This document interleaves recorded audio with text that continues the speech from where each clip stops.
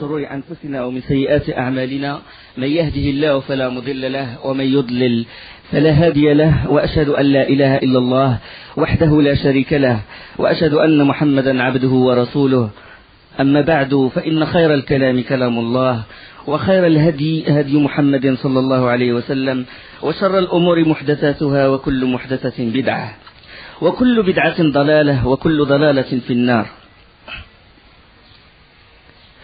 Le blocus fut appliqué sur le clan de Bani Hashim et Bani Abdel Muttalib et sur le prophète sallallahu alayhi wa sallam et ses compagnons.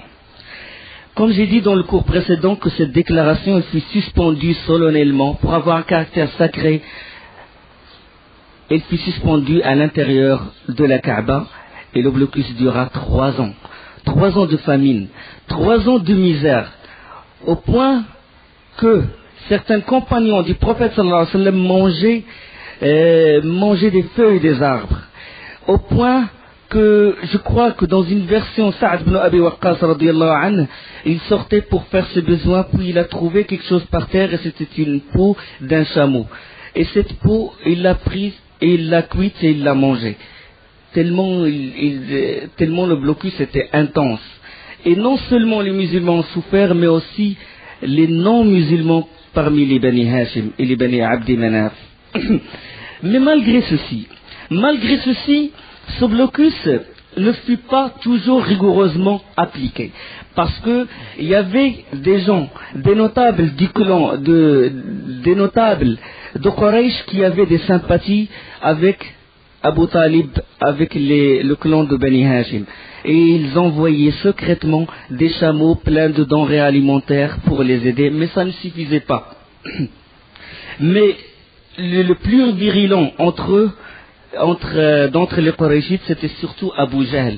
Parmi ceux qui aidaient le clan de Bani Hashim, ceux qui sont dans le Vallon, parmi lesquels c'est Hakim ibn Hizam. Ça c'est avant qu'il ne se convertisse à l'islam. Hakim ibn Hizam, il avait beaucoup de liens avec les Bani Hashim, surtout du côté de la mer. Hakim ibn Hizam ibn Khuwaylid. Et on sait que Khadija radiyallahu anha, c'est la fille de Khuwaylid.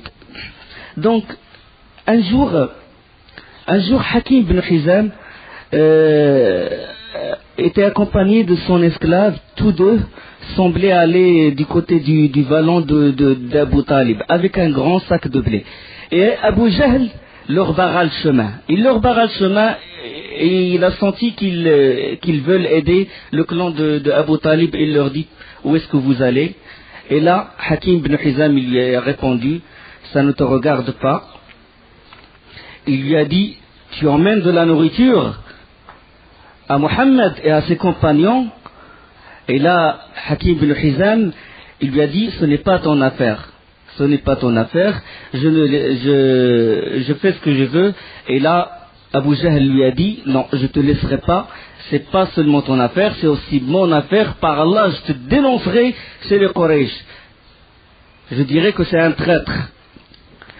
Et alors là, pendant qu'ils étaient en train de se disputer, Abu al-Bukhturi ibn Hisham ibn al-Harith ibn Asad, Abu al-Bukhturi ibn Hashim aussi, il avait certaines sympathies avec le clan de Abu Talib. Et là, lui, il passa, puis il les a vus en train de se disputer, puis il leur a dit: qu'est-ce qui se passe, qu'est-ce qu'il y a entre vous? Et là, Hakim ibn Hizam, il a dit: ce blé, il appartient à ma tante, et il a demandé que je lui ramène, que je lui envoie son dépôt, c'est-à-dire son blé. Et alors là, Abu Jahl, il a dit: il porte la nourriture à Mohammed et à ses compagnons. Et Abu al-Bukhturi, il a dit: il est libre, c'est un notable, c'est un des nobles de Quraysh. Qui tu es pour lui barrer le chemin? C'est un des nobles. Abu Jahl, il veut s'acquérir le plus haut rang à la Mecque. Il veut être le chef de la Mecque. Mais les notables de Quraysh, ils n'étaient pas prêts à se soumettre à lui. Ils ne veulent pas baisser la tête. Et parmi lesquels, Abu al-Bukhturi ibn Hisham. Il a dit: laisse-le emmener le blé à sa tante. Il a dit: non, je ne laisse pas. Il a poussé Abu al-Bukhturi. quand il a poussé Abu al-Bukhturi, un Makhzoumite de Bani Makhzoum. Abu Jahl fait partie de notre tribu, Bani Makhzoum. Il s'immisce dans une affaire concernant Bani Asad, c'est-à-dire Abu al-Bukhturi, Hakim ibn Hizam, ils se rencontrent dans Bani Asad. Ils font partie de la même, ils ont la même lignée héréditaire. Là, il s'est mis en colère, il a pris une mâchoire d'un chameau et il a frappé violemment Abu Jahl. Il a frappé violemment et il a continué à le frapper sans ménagement. Il a fait une vraie correction. Comme quoi, il veut lever la tête devant les Bani Asad parce qu'il y avait la fierté de la lignée, etc. D'autres notables, bien sûr, envoyaient des denrées alimentaires, des denrées alimentaires par sympathie pour le clan de Abu Talib, parmi lesquels le Mut'am ibn Adi et d'autres. Alors là, un jour, un des notables de la Mecque qui s'appelle Hisham ibn Amr ibn Rabi'a ibn al-Harith. Hisham ibn Amr ibn Rabi'a ibn al-Harith, c'est aussi l'un d'eux qui envoyait les chameaux pleins de denrées alimentaires au vallon d'Abu Talib. Il alla voir Zuhair ibn Umayya ibn al-Mughira, et lui dit: es-tu heureux de manger, de t'habiller comme tu veux, de prendre les femmes que tu désires, de vivre heureux comme tu es, et très proche de toi, les parents de ta mère, c'est-à-dire tes proches, ils sont en train de crever de faim. Par Allah, si jamais ils étaient les proches de la mère de Abu Jahl, il refusera toujours ce blocus. Là, Zuhair était jaloux à cause de cette parole que lui a dit Hisham ibn Amr. Il a dit: malheur à toi, Hisham. Je suis tout seul. S'il y avait quelqu'un avec moi, j'aurais tout fait pour obtenir l'annulation de cette mise au banc. Alors trouve-nous un troisième. Il a dit: qu'y a-t-il? Est-ce qu'il n'y a que nous deux? Il a dit qu'il n'y a que nous deux. Il a dit: bon, il faut trouver un troisième.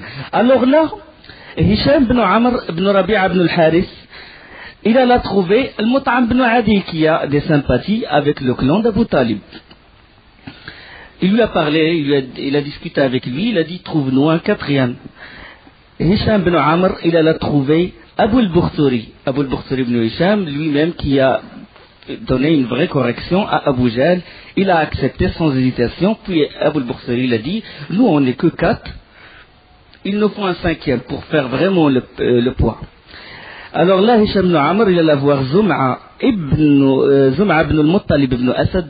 Ibn al-Muttalib, il avait de la même famille de Bani al-Muttalib, mais lui, il ne s'est pas retranché avec Abu Talib, il est resté avec Quraysh, mais le lien de parenté est tellement intense que son cœur commença à se ramollir et commença à être affecté par ce blocus.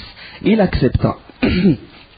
Ils convinrent tous de se rencontrer et mirent au point leur plan d'action. Ils ont choisi Zuhair ibn Amr ibn Rabi' ibn al-Harith. Ils lui ont dit: c'est toi qui parle, c'est toi notre orateur. Ils ont calculé leur plan comme il faut. Le lendemain de bonne heure, ils se joignirent au cercle habituel des Quraysh. Et là, Zuhair, il était vêtu d'une tunique qui est d'une belle tunique. Il a fait tawaf autour de la Kaaba.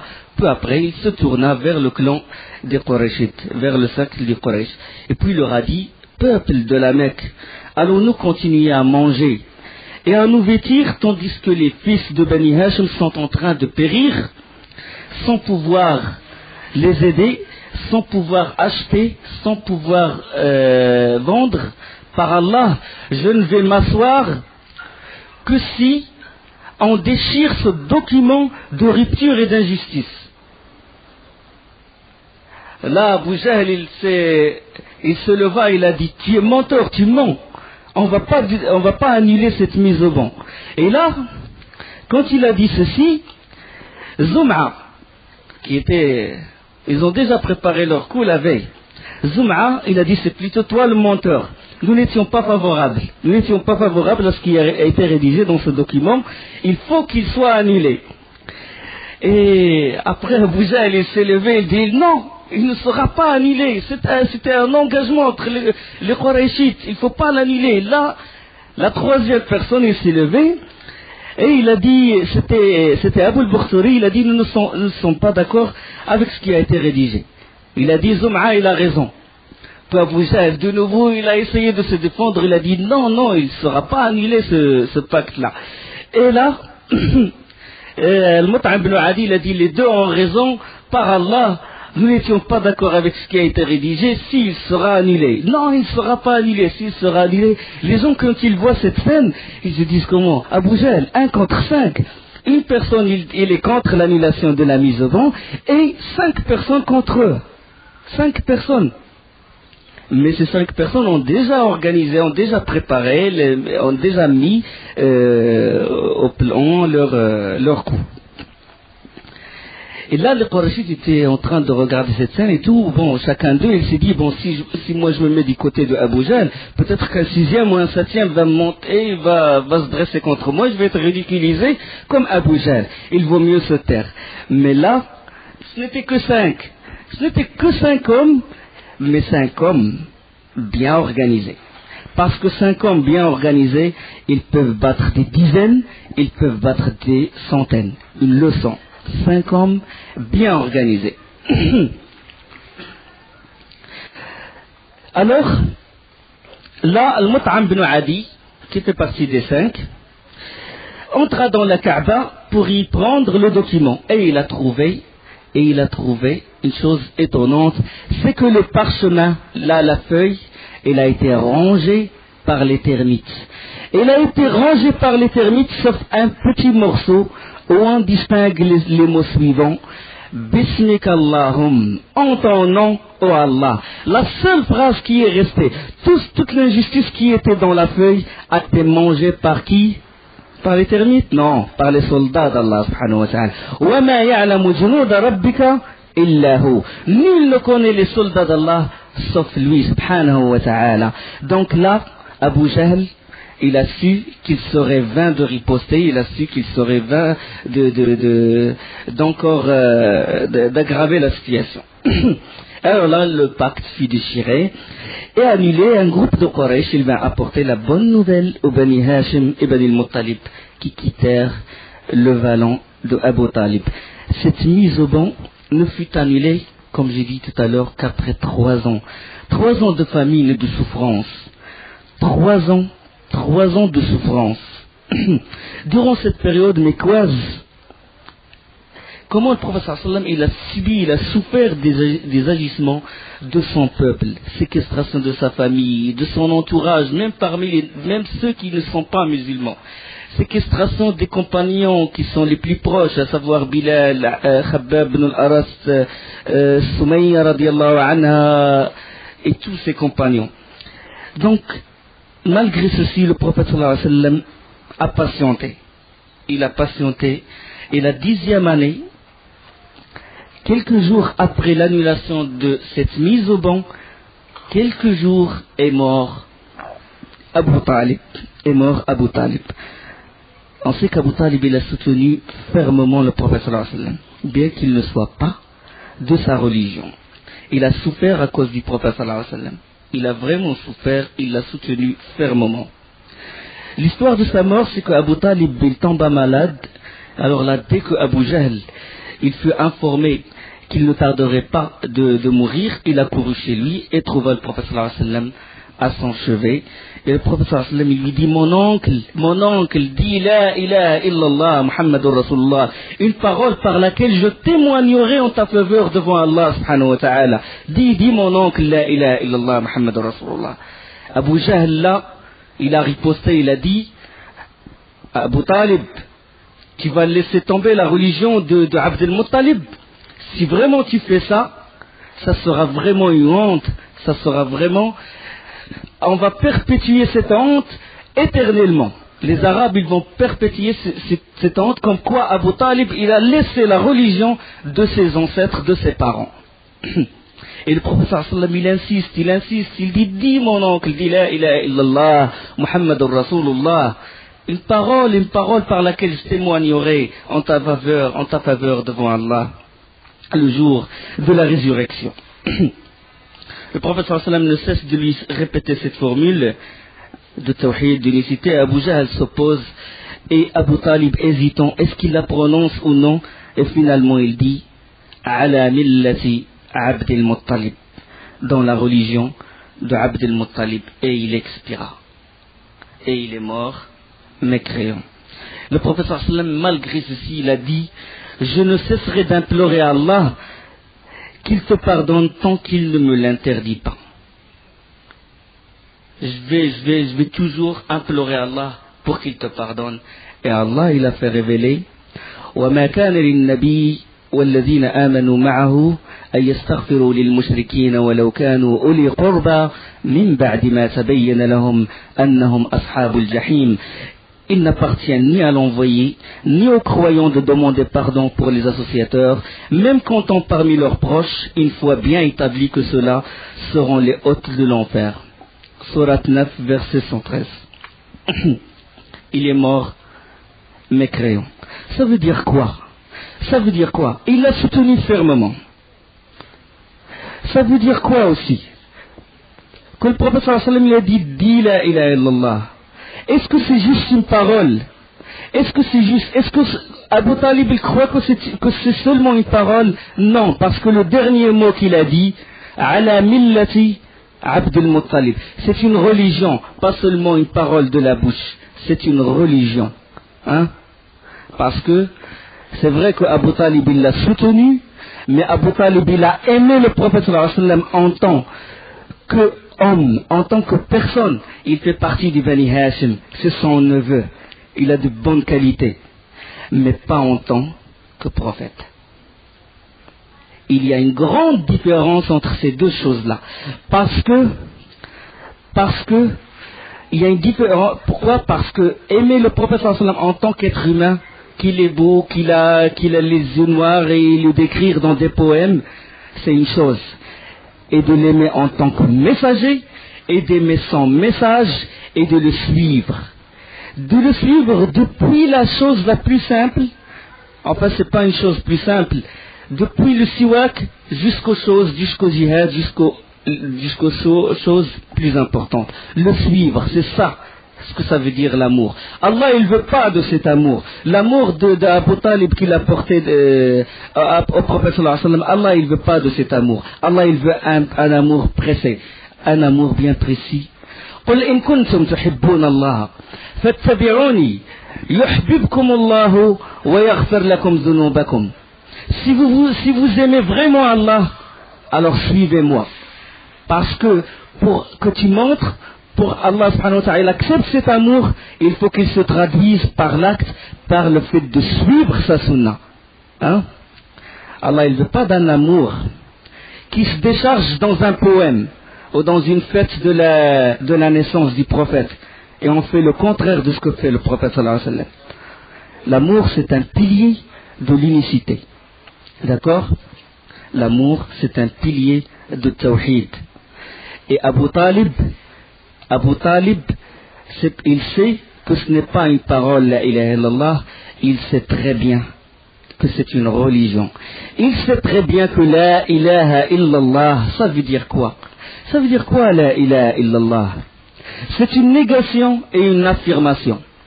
Négation dans la connaissance du cœur. Je reconnais qu'il est unique. Négation d'abord. Je ne reconnais aucune divinité. Nul ne ressemble à lui. Nul ne rivalise avec lui dans sa souveraineté. Nul n'est égal à lui. Nul ne connaît l'invisible à part lui. Nul ne l'égale dans sa grandeur. Nul ne l'égale dans sa miséricorde. Nul ne peut avoir ce qu'on appelle shafa'a. Nul ne peut avoir l'intercession. Nul ne peut intercéder que s'il le permet. ولا يشفعون إلا ما من شفيع إلا من بعد إذنه من ذا الذي يشفع عنده إلا بإذنه. Condition qu'Allah il le permet. Donc négation dans la connaissance. je nie tout ce qui entache à la perfection d'Allah subhanahu wa ta'ala. Je renie qu'il existe quelqu'un qui connaît le ghaib, l'invisible, marabout ou cheikh ou imam ou n'importe qui. Je renie. Négation dans la connaissance. Et j'affirme, j'affirme qu'il est unique. J'affirme qu'il porte les plus beaux noms. J'affirme qu'il s'est établi sur son trône. J'affirme qu'il descend dans le ciel le plus bas, le dernier tiers de la nuit. Affirmation. Dans la connaissance. Maintenant j'ai connu. Fa'alam annahu la ilaha illallah wa astaghfir li dhanbik. Avant de le dire, il faut d'abord le connaître. Comme a dit l'imam al-Bukhari, chapitre al-ilm qabla al-qawli wal-amal. La connaissance avant la parole et l'acte. Conformément aux paroles divines, toujours la parole du cheikh l'imam al-Bukhari rahimahullah, conformément aux paroles divines, fa'alam annahu la ilaha illallah wa astaghfir li dhanbik. Sache qu'en vérité il n'y a point de divinité excepté Allah subhanahu wa ta'ala, et repens-toi. Et donc la connaissance avant la parole et avant l'acte. Avant la parole et avant l'acte. Je reconnais dans mon cœur, d'accord, je l'ai reconnu, je l'aime. Je reconnais qu'il est miséricordieux, je l'aime, je me rapproche de lui, d'accord, je l'aime. Parce que la ilaha illallah, c'est-à-dire la ma'boud, la ma'louh, et aliha veut dire aimer. Al-walah, comme disent les Arabes, le sommet de l'amour. D'accord? Donc je l'aime. Mais l'amour, il y a une négation, une affirmation, et il y a une négation, une affirmation. Je n'aime pas ses ennemis. Je ne m'allie pas avec ses alliés. Et je n'aime que lui, subhanahu wa ta'ala. D'accord? Ses ennemis, Allah il a créé Satan, il n'aime pas Satan. Il a créé Pharaon, il n'aime pas Pharaon. Il nous a dit de ne pas aimer ce qu'il aime, ce qu'il n'aime pas. Hein? لا تتخذوا عدوي وعدوكم أولياء. يا أيها الذين آمنوا لا تتخذوا عدوي وعدوكم أولياء. Oh vous qui croyez, ne prenez pas comme alliés mes ennemis qui sont vos ennemis. Donc c'est ça l'amour que veut Allah. Aimer pour Allah et détester pour Allah. Pas aimer toutes les créatures d'Allah. Parce qu'Allah il les a créées et il a voulu de nous qu'on aime ce qu'il aime et qu'on déteste ce qu'il déteste. Vous êtes d'accord? Les temps, il a aimé certains temps, il a aimé certains endroits, il a aimé la Mecque, il a voulu qu'on aime la Mecque, il a aimé Médine, il a voulu qu'on aime Médine, il a aimé le Quds, on aime ce qu'il aime Allah subhanahu wa ta'ala. Les endroits mauvais, on ne les aime pas parce qu'Allah subhanahu wa ta'ala ne les aime pas. Les gens mauvais, Allah ne les aime pas, nous on ne doit pas les. C'est ça l'amour. Il n'y a pas d'adorer excepté Allah, on ne doit pas aimer d'autres divinités ou d'autres alliés de Satan, on doit aimer Allah subhanahu wa ta'ala. Négation et affirmation. Dans l'amour, dans la crainte, maintenant, je ne crains rien sauf Allah, je le crains lui le seul. Voilà, takhafuhum wa khafuni in kuntum mu'minin. Donc, acte du cœur. D'accord? Abu Talib, il n'a pas aimé le prophète sallallahu alayhi wa sallam cet amour-là parce qu'il a aimé lui et il a aimé ses ennemis. D'accord? Il est resté dans la religion de Abdul Muttalib et il l'a pas aimé en aimant son message. Il n'a pas aimé le message du prophète sallallahu alayhi wa sallam, il l'a aimé en tant que son neveu. Et c'est une grande différence. Ça, c'est une réponse pour les gens qui écrivent, par exemple, ils chantent des chansons, ils font des poèmes. L'amour, c'est pas une charge qui se décharge, une charge dans le cœur, il dit une charge dans le cœur qui se décharge dans un poème, dans une fête, où on chante oh notre prophète et on danse, peut-être même dans des mosquées, ils dansent comme Allah al-Afiyah. Allah il veut pas de cet amour. Allah il veut pas de cet amour. ثلاث من كن فيه وجد بهن حلاوة الإيمان أن يكون الله ورسوله أحب إليه مما سواهما. ثلاثة. Trois choses, si la personne il les remplit, il trouvera la douceur de la foi. Qu'Allah et son prophète soient les plus aimés qu'autrui. أن يكون الله ورسوله أحب إليه مما سواهما. أن يحب المرأة لا يحبه إلا لله. Il n'aime la personne, il ne l'aime que pour Allah. Il aime cette personne parce qu'il fait revivre la sunna. Il l'aime parce qu'il lit le Coran. Il l'aime parce qu'il prêche les bonnes valeurs, parce qu'il se corrige toujours dans la voie droite d'Allah. Il l'aime que pour ça. L'alliance, c'est ça le wala'. Hein? Il ne l'aime que pour Allah.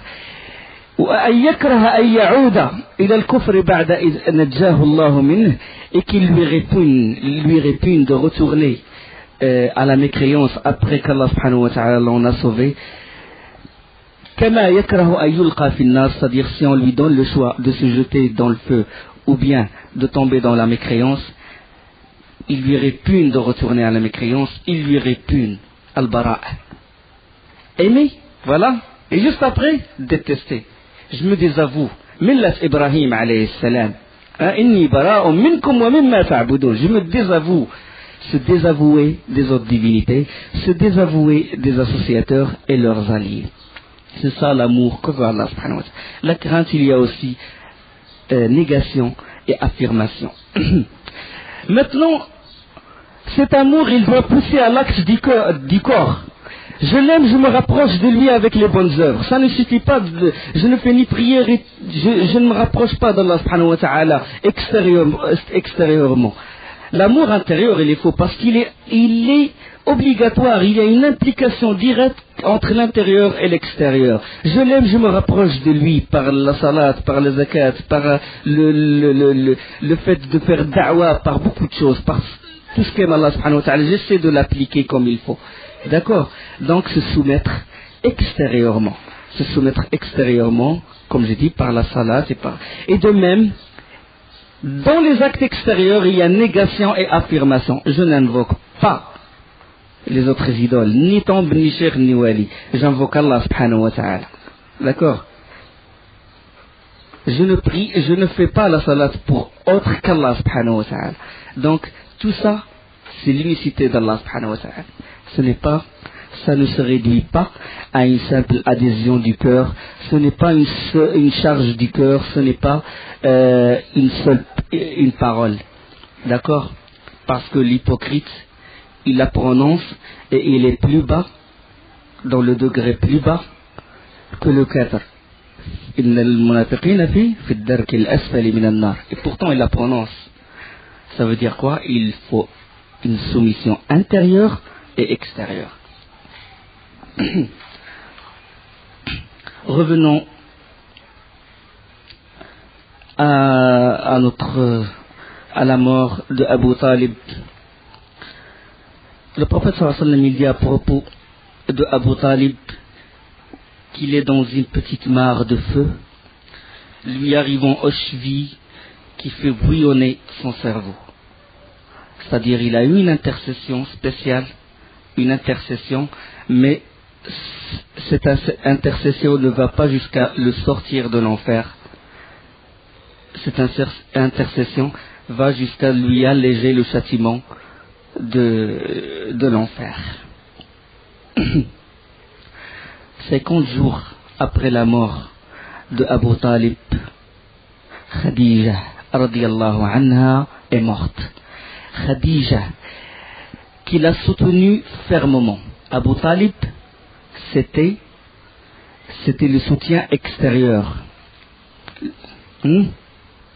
Et Khadija, c'était le soutien intérieur. Il l'a soutenu avec son argent, il l'a soutenu avec son amour, il l'a vraiment soutenu, c'était une vraie femme, radiyallahu anha. Il lui a dit, ne t'occupe pas de commerce ni d'argent, consacre-toi au message d'Allah. Depuis qu'il a eu la révélation, Khadija, il l'a soutenu. Il disposait de l'argent de Khadija, radiyallahu anha, comme il voulait. C'est-à-dire, il lui a légué tout son commerce, il fait ce qu'il veut de son argent, et il l'a soutenu lors des séquestrations, le début de la révélation, il a cru en lui dès le début, dès qu'il a reçu la révélation.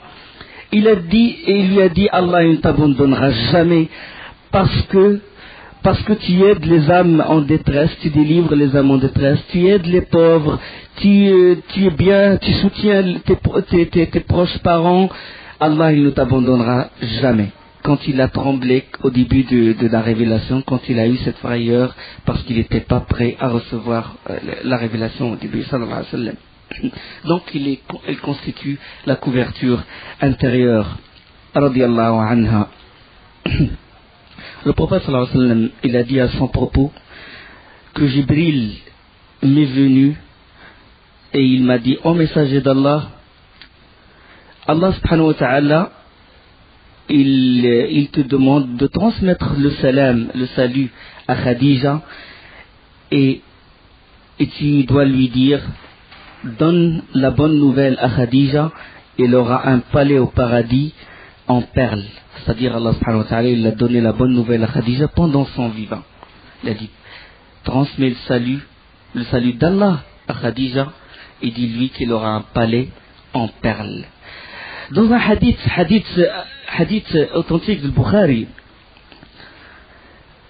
le prophète sallallahu alayhi wa sallam, il a tracé 4 traits. Et il a dit aux compagnons, savez-vous ce que c'est? Ils ont dit, seul Allah est connaisseur ainsi que son prophète.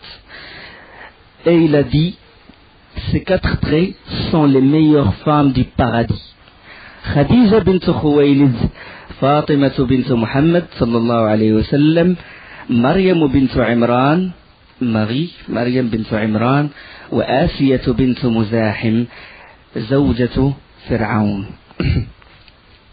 Cette année fut appelée l'année de tristesse, Aamul Huzn. C'est l'année où le prophète sallallahu alayhi wa sallam a eu la grande douleur de perdre son oncle et sa femme Khadija radiyallahu anha.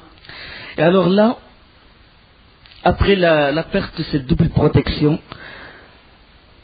le prophète sallallahu alayhi wa sallam était plus que jamais en but à de mauvais traitements. 10 années de prédication, 10 années de da'wah à la Mecque, sauf une minorité l'a suivi. Sauf une petite minorité qui l'a suivi. Et en plus, dans cette année où ceux qui le soutiennent sont morts, là, avant c'était que les nobles qui osaient l'insulter et jeter des choses sur sa tête quand il se prosternait et de dire des choses. Et c'est-à-dire, seuls les nobles, les notables étaient capables de l'affronter et de l'insulter. Mais après la mort d'Abu Talib et Khadija, même les villes, même ceux les méprisables, les gens qui n'ont aucune valeur, ils l'insultaient, ils jetaient le sable sur sa tête noble, sallallahu alayhi wa sallam. Une vraie année de tristesse.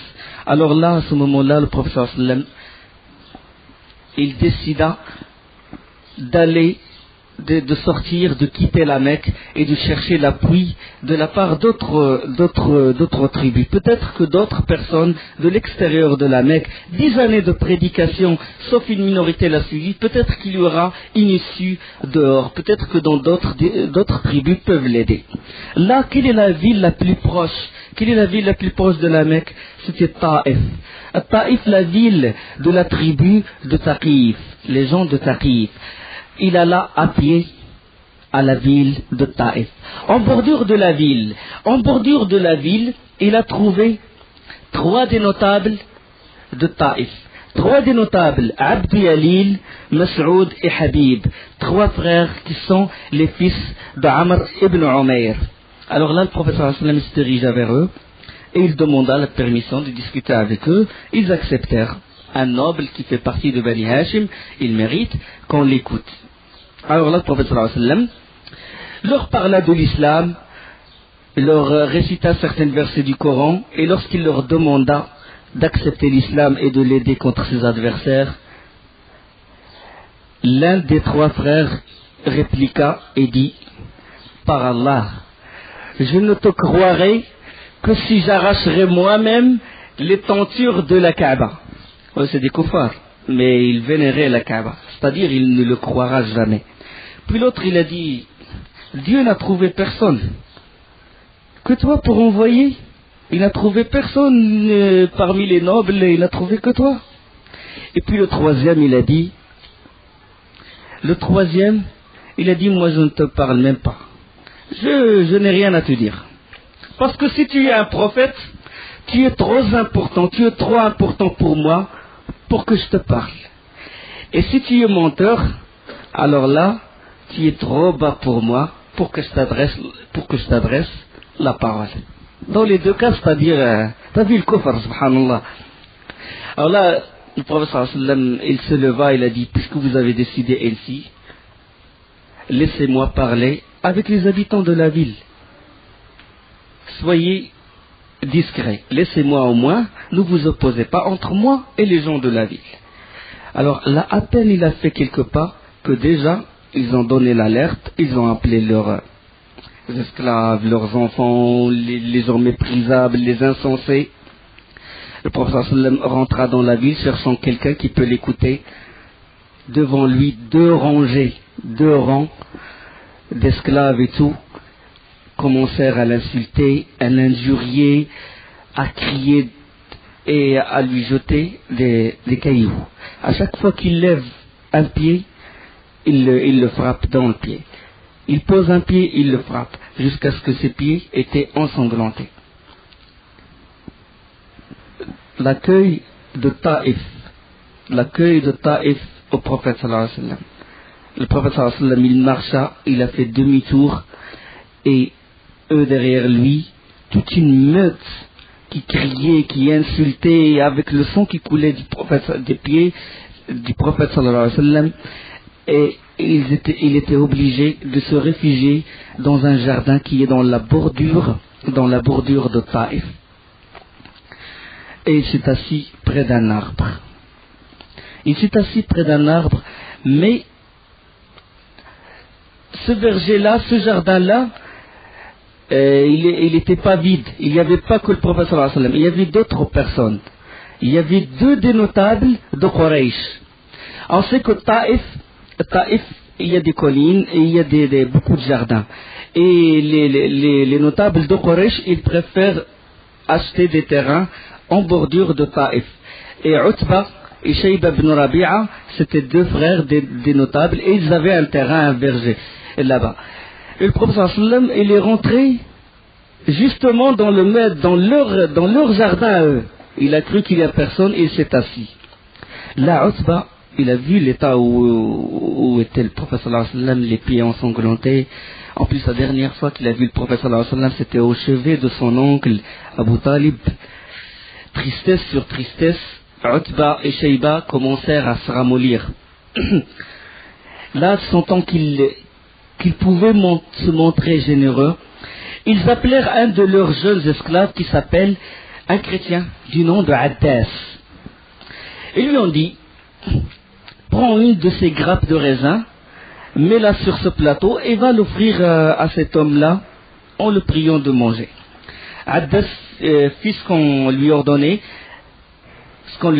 et lorsque le prophète sallallahu alayhi wa sallam posa sa main sur les raisins, il prononça Bismillah, il a dit au nom d'Allah. Là, Addas fut étonné. Comment ça se fait? Et cette phrase, les Arabes, ils n'ont pas l'habitude de dire ces mots-là, Bismillah. Alors Addas, il le regarda bien en face avec intensité et lui dit qu'est-ce que c'est que ces mots que j'ai entendus prononcer? Ces mots ne sont pas de ceux que les Arabes disent d'habitude quand ils s'apprêtent de manger. Et alors le prophète sallallahu alayhi wa sallam, il lui a dit quel est ton nom? Il a dit Addas. Il a dit de quel pays tu es? Il a dit je suis originaire de Ninawa. Ninawa il se trouve au nord de l'Irak. Et le prophète sallallahu alayhi wa sallam a répondu, et il lui a dit Ninawa, de la ville de l'homme juste, Yunus ibn Matta. Alors là, Addas il fut étonné. Comment il connaît Ninawa et il connaît Yunus ibn Matta, et peut-être il connaît l'histoire de cette ville. Et aucun arabe n'est au courant de cette histoire, aucun arabe n'est au courant ne connaît Yunus ibn Matta. Il lui a dit comment ça se fait que tu connais Yunus ibn Matta? Il a dit, le prophète sallallahu alayhi wa sallam lui a dit Yunus ibn Matta c'est un prophète, tout comme moi, je suis un prophète. Alors là, Addas, il s'est jeté sur le prophète sallallahu alayhi wa sallam, il a embrassé sa tête, il a embrassé ses mains, il a embrassé ses pieds. Là, les Utba et Shayba, ils se regardèrent très étonnés. Comme on l'envoie avec un plateau de raisin. Il a suffi qu'il lui dise deux mots et le voilà qu'il nous corrompt notre esclave. Voilà notre esclave corrompu. Il a dit Bismillah, voilà qu'il rentre en islam. Mais c'est un réconfort. Allah subhanahu wa ta'ala a voulu réconforter le prophète sallallahu alayhi wa sallam. C'est-à-dire qu'il ne doit pas désespérer. Et il n'est pas de sa nature sallallahu alayhi wa sallam de désespérer.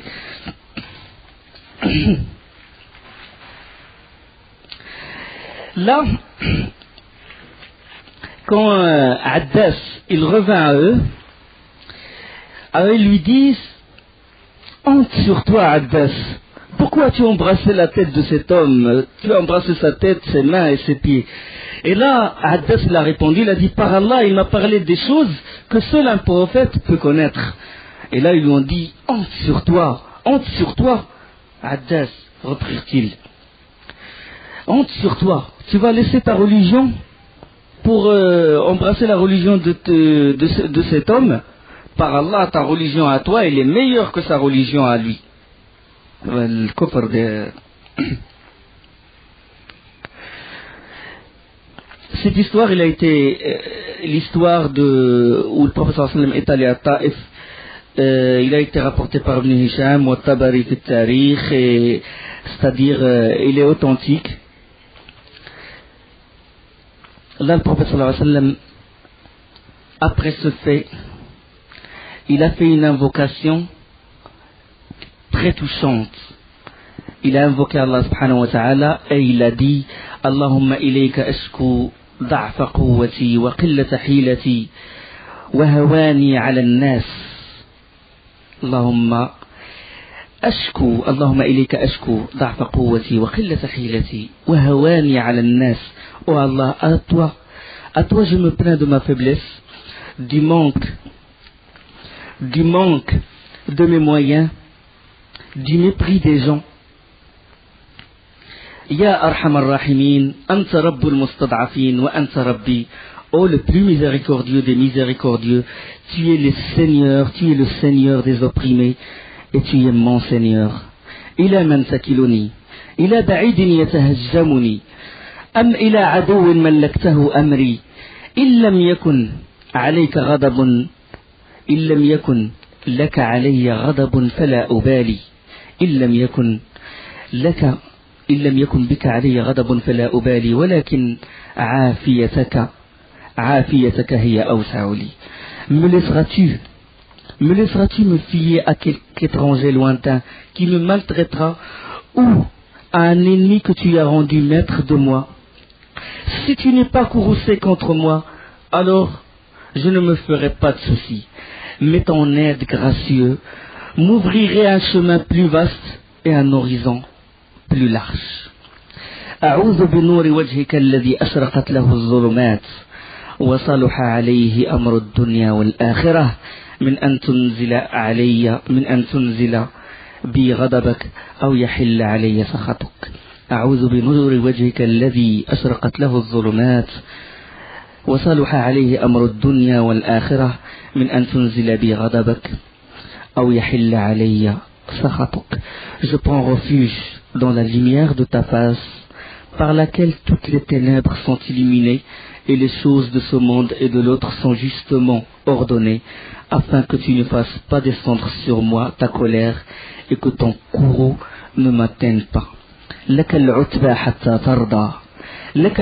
حتى ترضى ولا حول ولا قوة إلا بك. Pourtant il t'appartient de blâmer jusqu'à ce que tu sois satisfait, et il n'y a de puissance ni de force qu'en toi. C'est un dua vraiment très touchant, rapporté par الهيثمي في المجمع والطبراني والخطيب في الجامع. وسبحانك اللهم بحمدك أشهد أن لا إله إلا أنت أستغفرك وأتوب إليك. La suite, Inch'Allah, après.